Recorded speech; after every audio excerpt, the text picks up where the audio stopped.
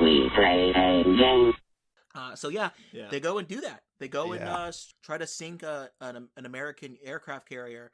And I know you have a ton of stuff here on that. So that doesn't happen until a little bit later in the movie. But why don't you, John? Why don't you get into that right now? Yeah, I'll keep in mind that this is this is a supercritical nuclear podcast and not the supercritical angle of attack podcast that will maybe be a spin-off. So I'll try and be brief. So the jets are Tu-22 M2s or M3s, backfire bombers. So they are kind of accurate for that role. They were designed to be very high speed, to be able to attack naval targets, and the naval targets for the Russians at the time they were designed don't come any bigger than or better than a carrier.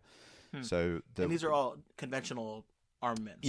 Yeah. So they were designed with to be nuclear capable, but the majority I think of what they would have carried throughout their operational life would have been conventional, and they are the way this would work is that you would launch these jets with very, very long range, so-called standoff range missiles, so that you can launch these things outside of the vulnerability from the ship's defense, so that you, with the crew and the very expensive strike aircraft, are not as much risk, and you launch the missiles, and the missiles then have this profile that they fly, which is designed to make them a harder target.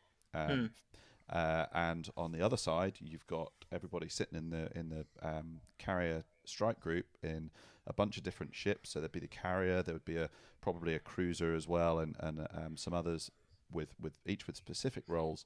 But their job is to detect this going on as early as possible, and then to knock the missiles down with defensive armaments and defensive systems. Mm-hmm.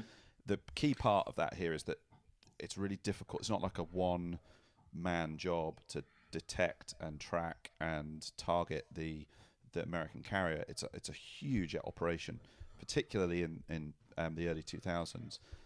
It would involve national level capabilities on the Russian side, just to get a good recent enough picture of where the Americans are to get the bombers into the right part of the sky, and then they've got to find that they've got to use their own radars to detect the carrier. In the film, they are detected, switching their radars on. The Americans on board the ship, which is all very realistic, by the way. They're using some very authentic terminology in there. They refer to things, and using code words, but they're the correct code words for those types of event. And they detect the radar, but then it's gone, and then the Russians launch the missile, and they don't have enough time to activate any of their longer range defensive armaments, and it's all down to a single system, which is called the CWIS, the Close-In Weapon System, which is effectively a huge 20mm Gatling gun with its own radar that just is like a last ditch, get rid of the remaining missiles that have made it through this defensive screen. I think I counted 4 jets. They each launched 2 missiles, so 8 missiles total. And that probably would be enough to overwhelm. I don't know, and I'm certainly wouldn't be able to say if I did. But if you're just talking about a single carrier, yeah, probably a couple would make it through. I don't know,